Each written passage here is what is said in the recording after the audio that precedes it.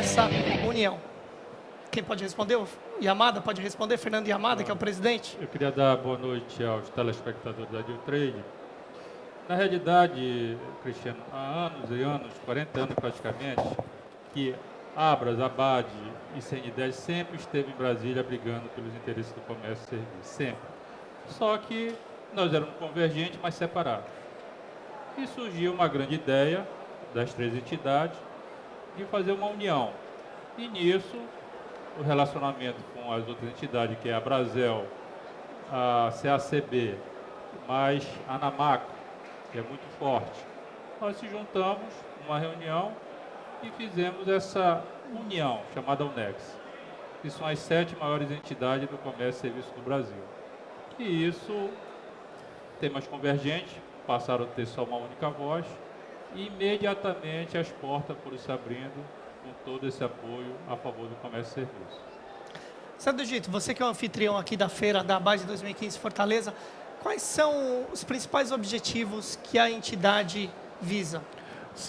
Boa noite aos telespectadores, é um prazer mais uma vez estar aqui dando essa entrevista, nesse espaço da Newtrade, fazendo a cobertura e levando conhecimento e informações do que está acontecendo hoje para as pessoas que não vieram. E também aproveito para convidar quem não chegou, que venha, que ainda dá tempo, e até quinta-feira vai ter uma programação muito extensa. Mas respondendo a sua pergunta, como o presidente Fernando falou, essas três entidades sempre tinham demandas em Brasília. E depois, conversando, são demandas praticamente as mesmas. Por que não convergir isso numa só voz? Uma voz mais forte, uma voz que represente mais tudo isso. Então, a finalidade é exatamente essa. O que tem em comum entre essas 7 entidades e vamos trabalhar juntos, ser mais fortes. Honório, uma das questões é a simplificação da carga tributária. A gente vê aí 27 legislações estaduais e diferentes, né, alíquotas diferenciadas. O que vocês pleiteiam? Uma uniformidade fiscal e de que maneira que essa simplificação tributária e fiscal traria ganhos de competitividade para as empresas que atuam nos setores de vocês? Esse é um tema importante, Cristiano, porque a questão tributária permeia de um modo muito forte dentro das nossas empresas. E essas entidades que formam o NEX, elas têm essa preocupação muito forte com a questão da simplificação. De fato, o que acontece é que nós temos um custo muito elevado apenas para construir dados e entregar ao governo, cujos dados não nos servem, por vezes, para a nossa gestão. E o que nós queremos e o que estamos pleiteando é que haja uma simplificação dos processos, aliada, evidentemente, à época da internet, da digitalização dos papéis. E nós temos absoluta certeza que esse é um passo importante que é comum a todas as entidades. Nós fazemos esse grupo que tem essa preocupação de fazer com que o governo possa ter sobre nós um olhar na dimensão que nós representamos para a sociedade brasileira, na dimensão de arrecadação de impostos, na dimensão de postos de trabalho e na dimensão de atendimento às famílias brasileiras de um modo geral. Portanto, a simplificação é uma pauta fundamental para a UNEX e a UNEX já avança nesse processo, com propostas junto ao Congresso e com a certeza de que isso é muito importante para nós. Fernando e a gente que viaja a alguns países atrás do mercado de consumo, vocês viajam certamente atrás das melhores práticas existentes, tanto no supermercado como nos atacados, nos distribuidores. A gente vê em alguns países um imposto único sobre o consumo. Aqui no Brasil você tem antecipação tributária, você tem o imposto que às vezes é cobrado em várias faixas da cadeia, em várias vezes, e acaba até muitas vezes ocorrendo uma bitributação.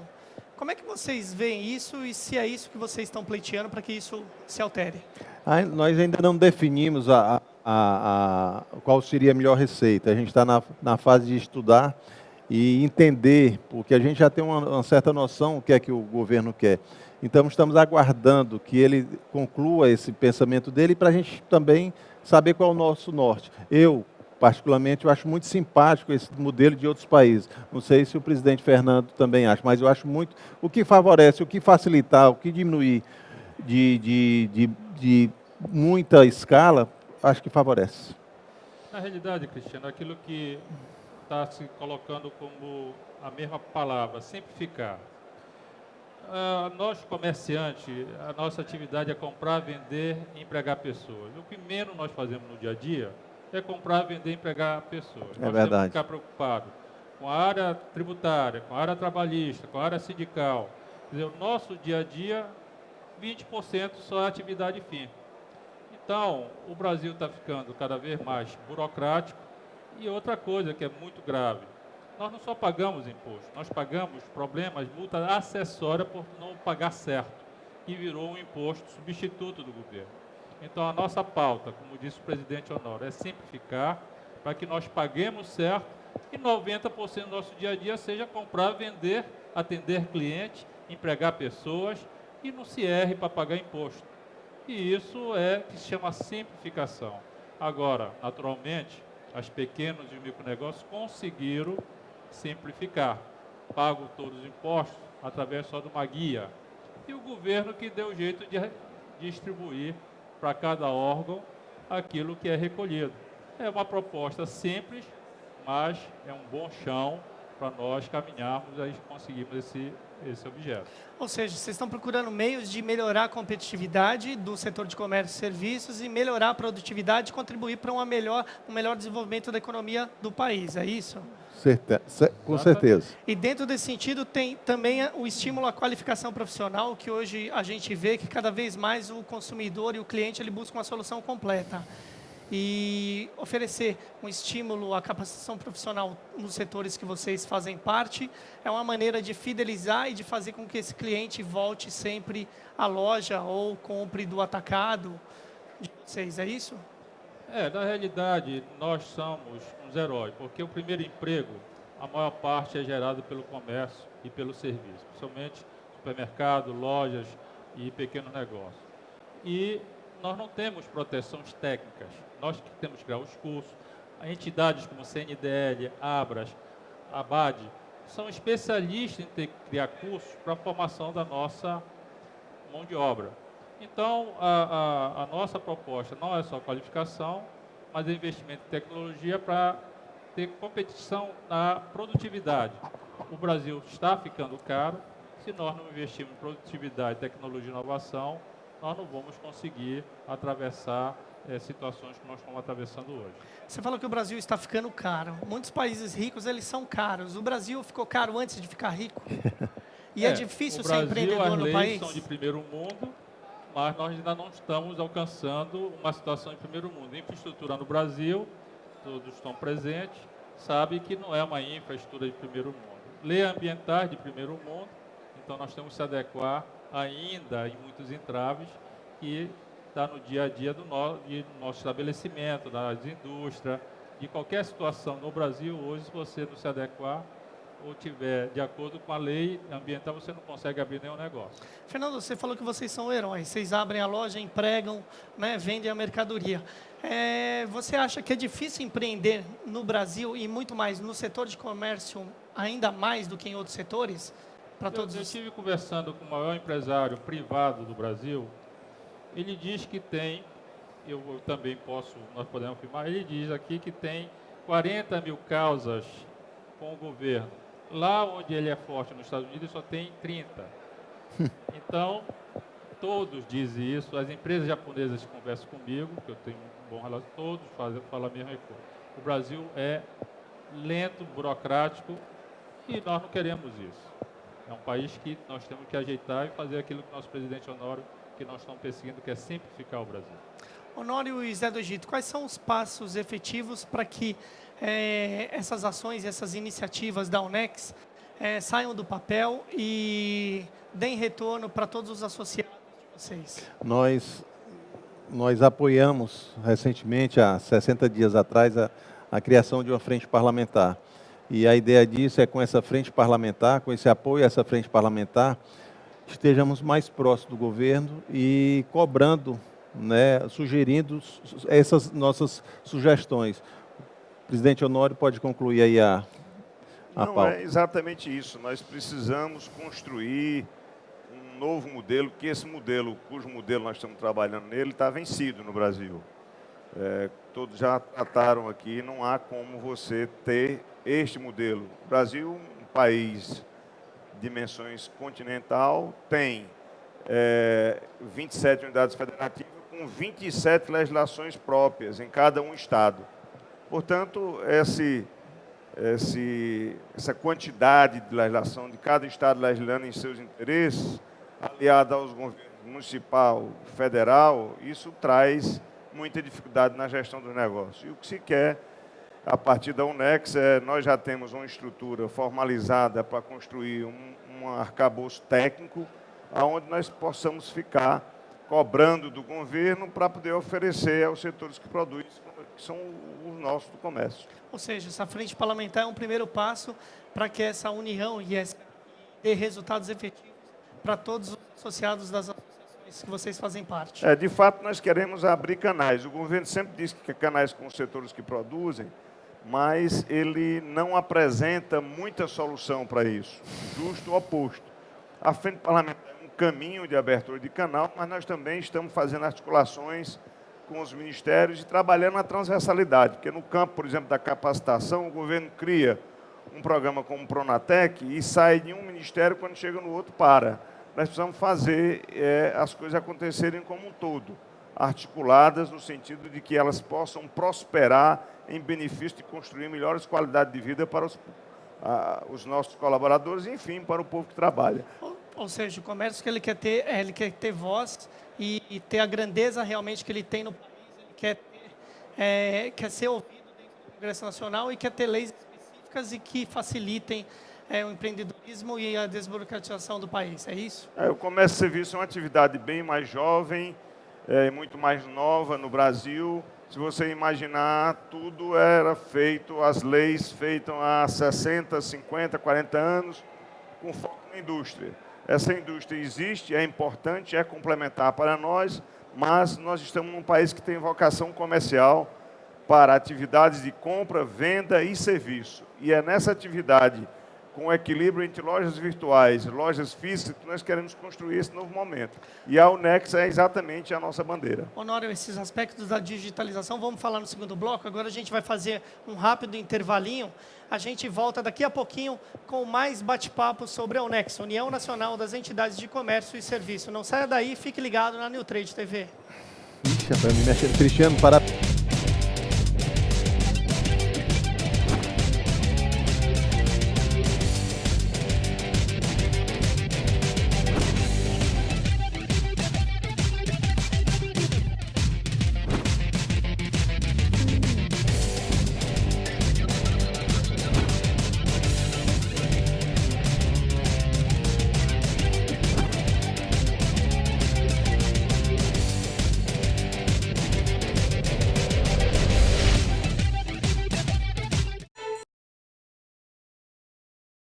Bic apresenta Bic Soleil, o novo depilador feminino feito especialmente para elas. Soleil possui 3 lâminas que proporcionam uma depilação mais rente, cabeça móvel que acompanha os contornos do corpo, cabo ergonômico que encaixa perfeitamente na sua mão e fita lubrificante com vitamina E e leite de coco, além de cores muito mais vibrantes. Experimente o novo Bic Soleil. O Marcelo tá lesado porque a fome tá gigante. Lembre que o seu ídolo passou na sua frente E pra piorar deixou no vácuo o presidente. Se a fome for gigante, só uma coisa que dá jeito. É uma novidade com o dobro de recheio. O Clube Social Sanduba, que você entra na Possibilândia. Novo Clube Social Sanduba, gigante como a sua fome.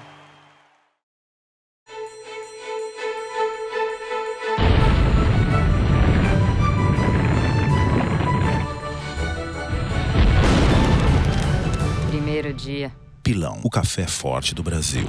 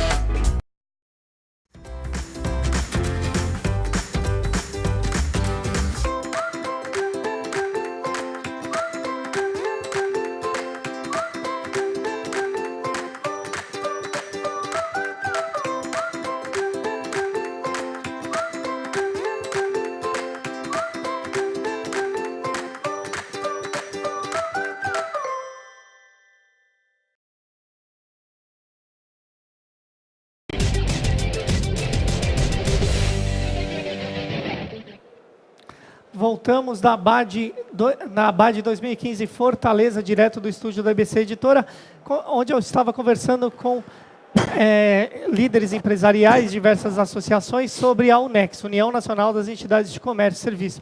No último bloco, Honório Pinheiro, presidente da CNDL, estava falando dos aspectos dos negócios digitais e dos negócios físicos. Honório, você tocou nesse aspecto da regulação dos meios eletrônicos e dos meios físicos. Quais são os principais desafios, empecilhos e que esse tipo de negócio o comércio eletrônico traz para as entidades de vocês?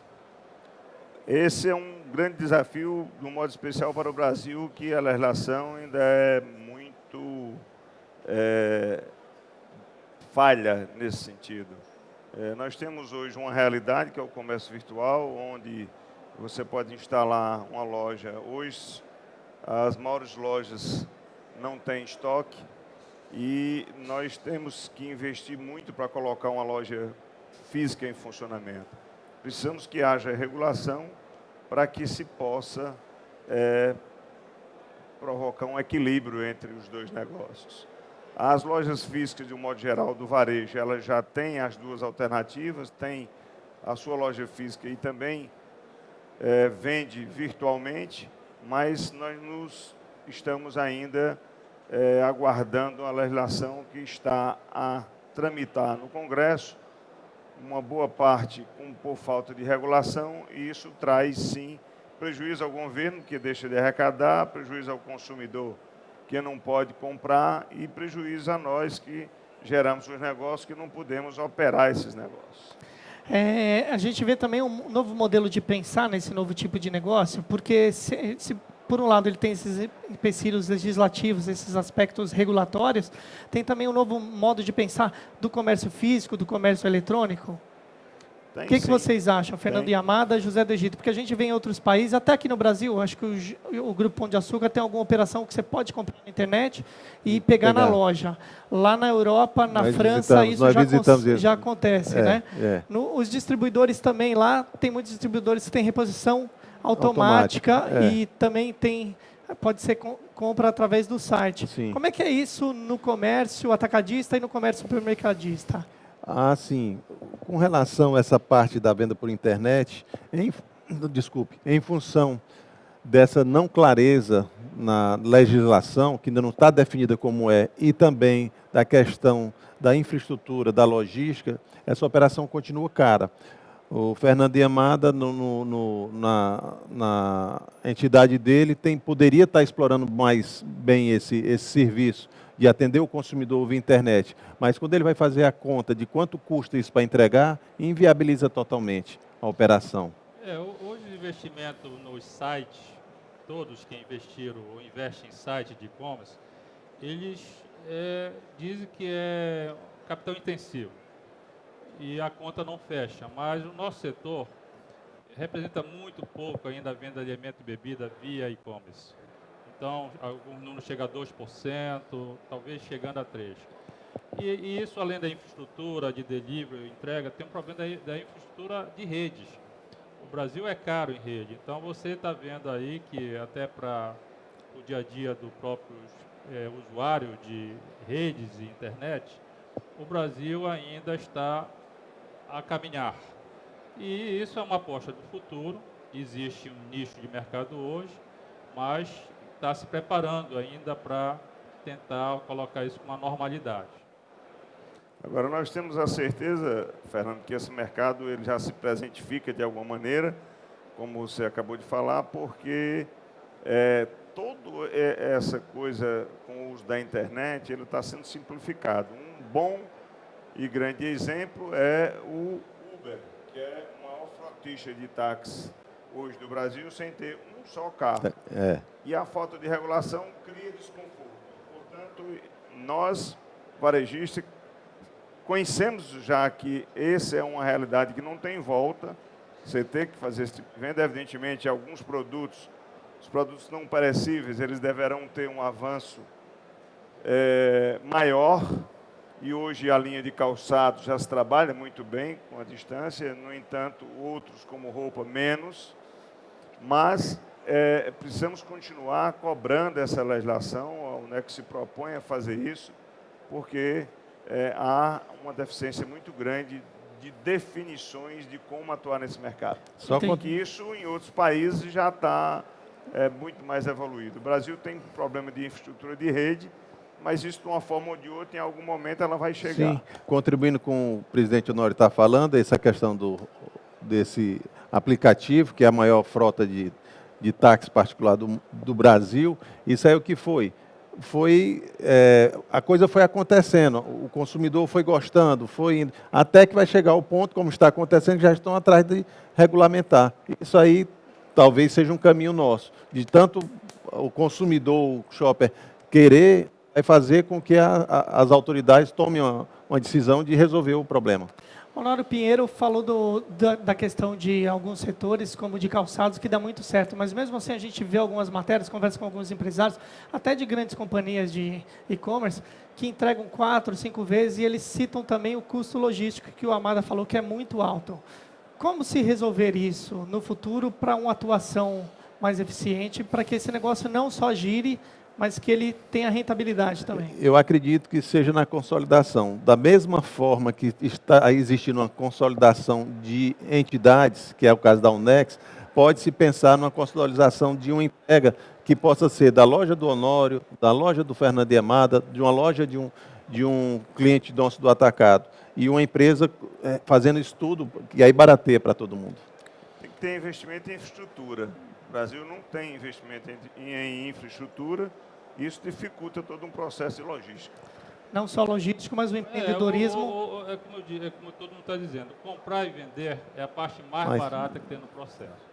Aí você vai pondo custo de infraestrutura, custo de rede, aí você, claro, numa capital é muito fácil, mas o comércio globalizado ele não é na capital, não. É todo o Brasil.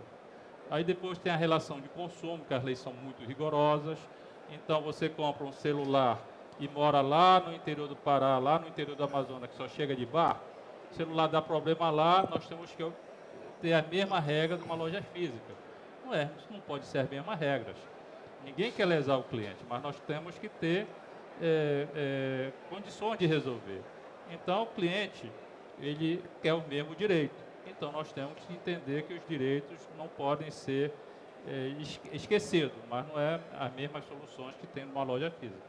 Agora, voltando um pouquinho especificamente em cada setor de vocês. Esse momento do país, alguns economistas falam que deve ter uma retração de 2,5% esse ano, uma inflação de 9,25%, ou seja, um cenário complicado para quem trabalha com varejo de alimentos, né?